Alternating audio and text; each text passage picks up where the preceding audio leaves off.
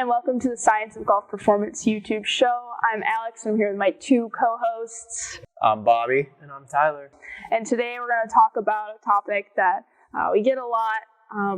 It's about the older generation and how they think that they are too old to get better and why that is actually a myth. Not the case at all, I would say. So, I'll start with that at Par for Success. A majority of our clientele is between the ages of 45 and 70, I would probably say, right?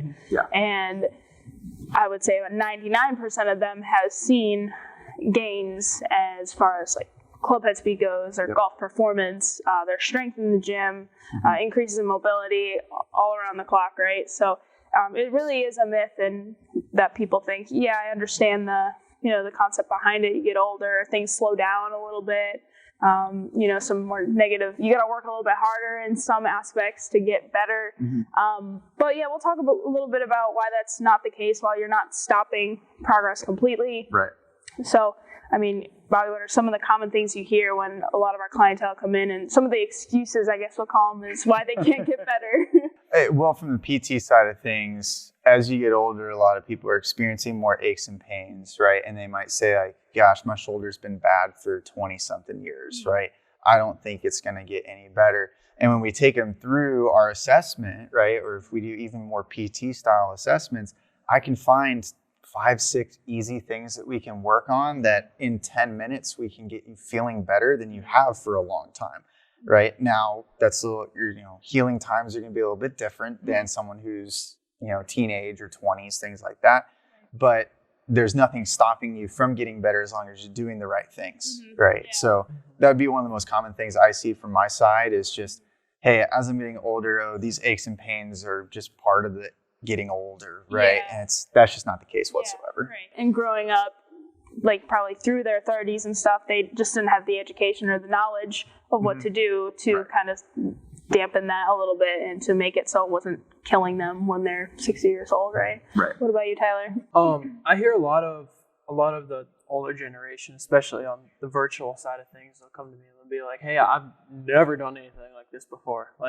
I used to try and lift weights, but I've never done anything like this before. And what they take, I guess, primarily from it, I'd say is probably the mobility component. And that's where they have never used a lacrosse ball or foam roller before, and they've never completed any of the mobility techniques. And that's where I've had older gentlemen as early as 2 weeks into the program give me a call back or shoot me an email back and be like, oh my gosh, wow, I played 3 rounds this week and it was pain-free after doing your program for 2 weeks. And it's the littler things like that not necessarily, if you're getting up there in age, not necessarily going to make you do a 24-inch box jump or anything significant or anything big like that. It's more like, okay, what can we look at your assessment? And like Bobby said, where can we improve off of your assessment? Where are we lacking a little bit? And what kind of tools can we give you that are going to benefit you the most? Right. And when we do those assessments, they don't change no matter what age they are, right? We're doing the same assessments on our junior population we are on the 65-year-olds.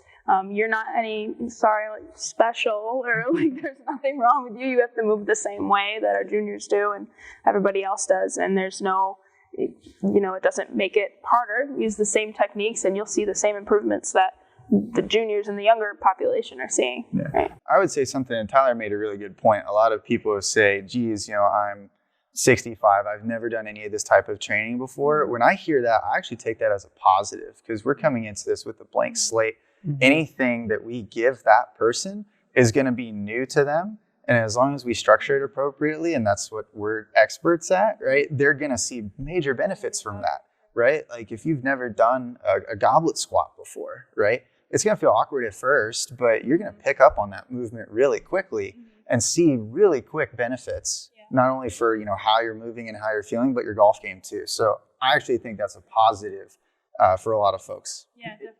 I think that's a really good point because actually I just had a phone call with a gentleman yesterday. He's 72 years old and he signed up with us 3 months ago. So he went through an entire 12-week training program and he just tested out on from his pre-assessment to his post-assessment. And he put on 7 miles an hour on his club head speed. Wow. And he's now passing every single mobility test. And he said he golfed 2 rounds this most recent weekend, and he said that's the first that he's golfed yet this spring. That's the first day he's golfed yet this spring, and he said that's probably the best that he's felt in years. That's and it's awesome. like he's 72 years old, and all it was he had never had any of this training before. He just adapted that strong to the training. Yep. Yeah, and kind of building confidence with it too. If you've never strength trained before, and there's a lot of kind of like we talked in another episode where is it are you too young to strength train? I think the older population has that outlook too, where they're like, I'm probably too old to lift weights, and I'm not strong enough to actually lift weights. But no, it's going to be as beneficial for them as we see like the junior development. Well, I think that's a good segue, Alex. I'm going to ask you guys from the performance standpoint of things, right? There can be a misconception that, okay, like you said, we're assessing similar to we are junior players, right? But hey, I see these exercises maybe on social media and I'm scared to do them. Talk about some ways that we can modify some of the movements we do for someone who's either brand new to this type of stuff or, okay, as we are older, we want to be more protective of our joints. Right. We got plenty of modifications. So I just touch on a couple of those that you guys like to see. Right. Yeah, I think definitely. So for our, deadlift would be a big one that a lot of people are like hesitant about for hurting their low back. They're not strong enough to have that load with the hinge movement. Doing something as simple as like a kettlebell deadlift would be a good modification for a barbell heavy deadlift, and then just ingraining that movement, slowly progressing that. Yeah, I think a modification that, I guess, call it a modification if you'd like, but something that I go about when training an older gentleman or older woman is I don't necessarily tell them, okay, like we're going to overload the snot out of you right now and try and get you as strong as an ox. Like that's not going to necessarily happen. It's more so just regenerating those movement patterns. And like Alex, Chris, and myself, we talked on a recent episode about junior athletic development. It's very similar with the older population, which we're going to train a squat, we're going to train a hinge, we're going to train a push and a pull, but we're just making sure that we're not necessarily going to just overload that movement pattern and get you super strong or super fast and explosive, but we're just going to create that foundational movement with dumbbells, kettlebells, the equipment that you have available in a smart and safe manner. Yeah. So I know one thing that we talk about too with, again, you guys are on the online side of things, right? And I've kind of seen this going into some telehealth type stuff, right?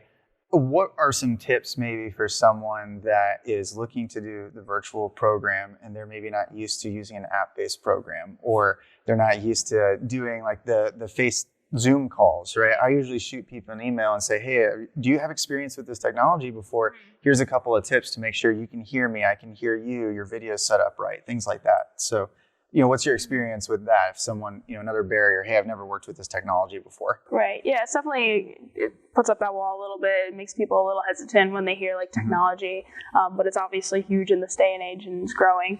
But I think, easing into it, we have people send videos through the app or however they like through email. Sometimes they can't figure it out.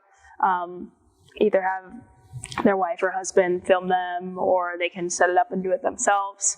And then obviously like our one-on-one calls, the coach face calls, we can accomplish a lot on those, do some of the movements face-to-face. If you're not comfortable doing like sending them through, we do them right face-to-face so we can kind of go through it with them. And I think that's pretty big. Yeah, I think from my side of things, what I've seen a lot on the virtual side is I'll talk to an older gentleman and he'll be like, oh yeah, I'll get my wife to help me film those videos, or I'll have my son, I'll have him hold the camera for me or work the phone. It's just one of those things where if you have the determination and the passion for it, you're going to find a way. Whether you still have a flip phone or whether you have the iPhone 17 or whatever it is that's out now, you're going to find a way to make it work. And that's one of those things is Alex and I, we do a lot of face-to-face contact on the Zoom calls, and that's where we're here to help give you the best plan possible for that. Yeah, that's great. Anything else, guys, that we want to say about our older population? And I think from the research side of things, like, again, going back to what we started off with, a large portion of our population is above the age of 60, right? We even have some folks that are in the upper 70s, and I'm getting excited to kind of start our 80 plus side of the database, right? And I mean, we had someone who just turned 70 this past testing time, and he set all-time personal best, right? He's been with us for a while now, and he was like, coming in kind of like, I don't know if I want to do testing, right?